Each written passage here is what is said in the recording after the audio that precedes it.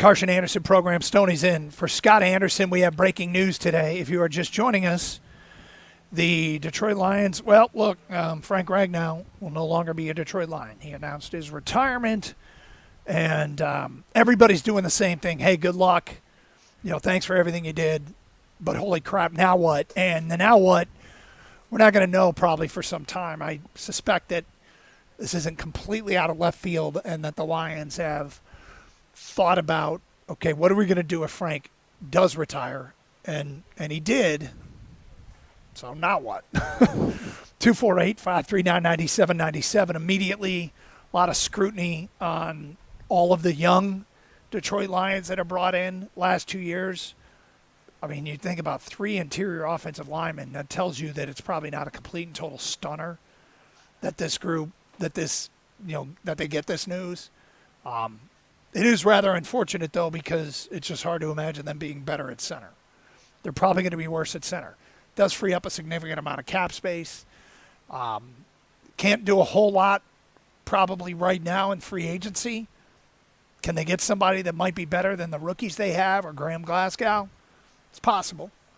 And, I'm not going to freak out just yet because I want to see what the most competent Detroit Lions management group does with this news. Yeah, look, that's going to be interesting and see how prepared they were for this, and I think they were somewhat prepared. It's just there's whether they're going to be enough out there for them to even make a trade, sign somebody. Like I said, the worst part about this is the timing. And the timing of it, you wish the fan in you says, God, why couldn't he have known a few months ago? Obviously, it's not something he took lightly. He probably thought he was, I think I can do this. And as it got closer and closer and you have OTAs and you decide, nah, I'm not going to do it. The quote from, I think it was TJ who said, or somebody said, he wanted to be Frank again and not be Frank Ragnow, NFL player. And that's a tough thing to do. We welcome in a friend of the show on the station. Mike Tirico is here. Hi, boys. How are you? Hello. We're good. Nice to see you both. Yeah. Guess there's news today, huh? Wow. I was off doing something else, so I didn't hear about it. Actually, I saw it on my phone. Rocket Classic, which is now the Rocket Classic, not the Rocket Mortgage Classic. Okay. They had their media day, in addition, and then come over here for this in the afternoon. So I just saw the headline, so I don't know much of what's been said, but it's news. Yeah. I'm what they call a Brad bot. I can't wait to see what Brad's going to do because I feel like it's going to be something smart. Well, let's start with, first off, and good for Frank as a person, right? Yes. Because I've seen Frank behind the scenes, not a lot, but the few times that we've been over there and just how much he goes through when you miss practice most days, right? Or you're fighting through, or guys say, I have no idea how he, over and over for multiple years.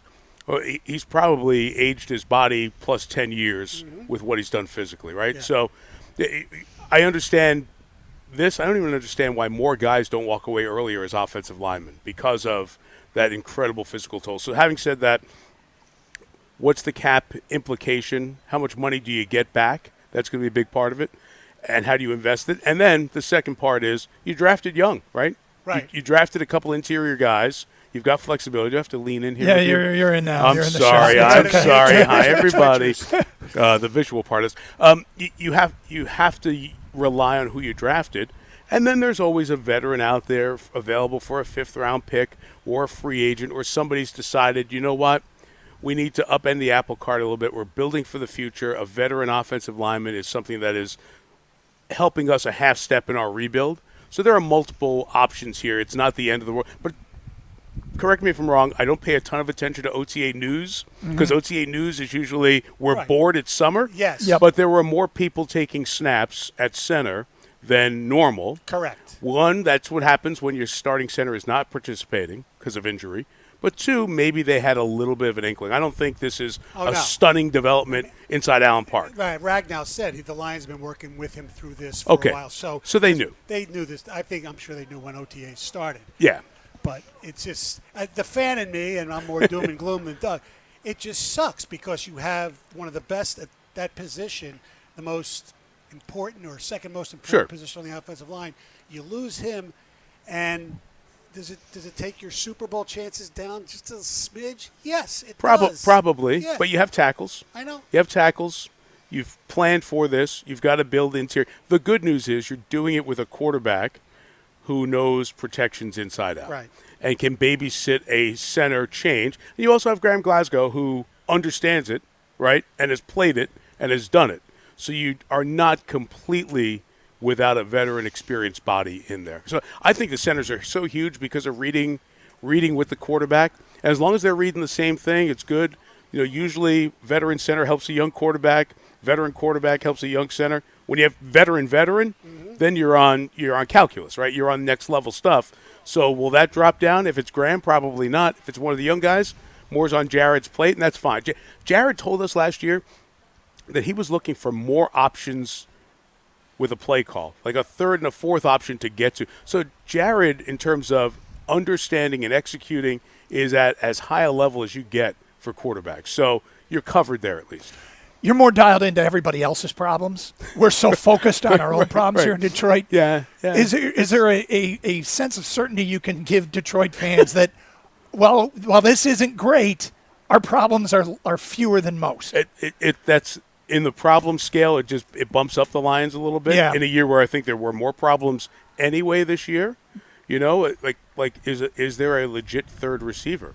A problem third receiver who's part of the equation, right? Do they take a step up there was one of the things for me that I haven't heard a lot of folks talk about as much. Number 2 quarterback.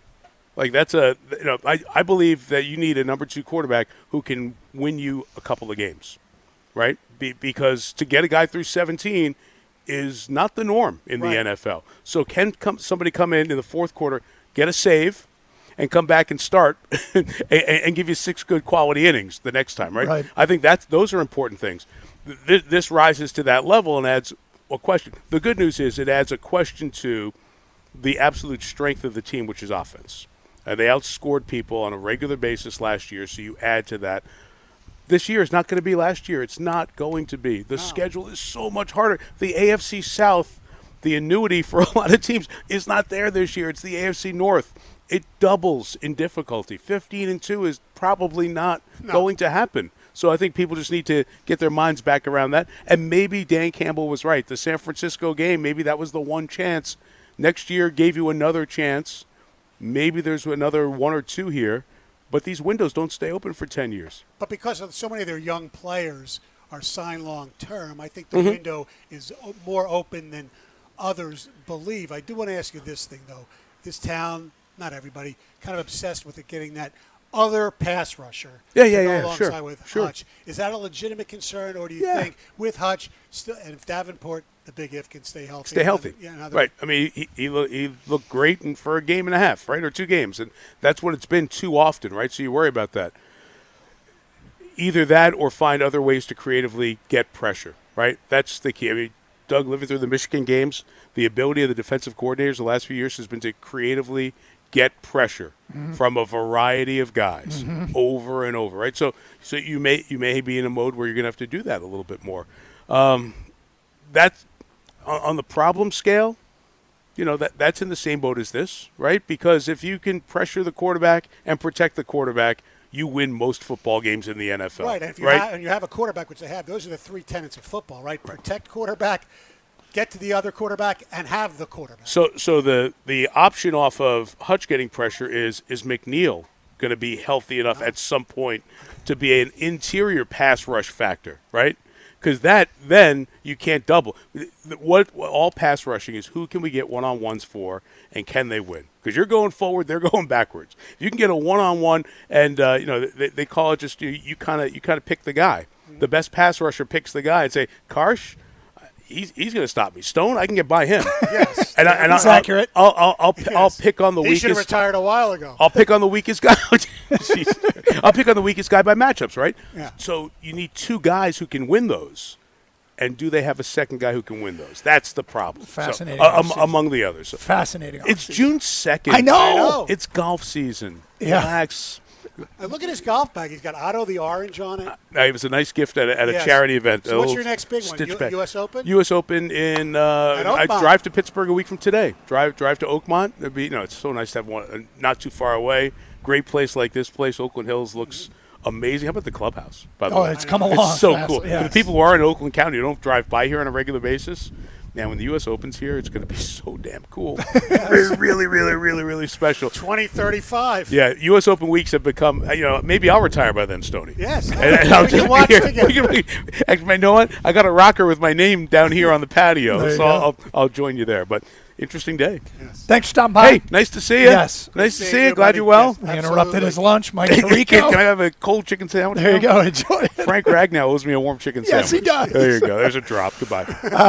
There he is, Mike Tirico, of course, voice of the NFL and Sunday Night Football. It And is. golf, and soon to be doing NBA next year, too. That's right. He does everything and does it very well.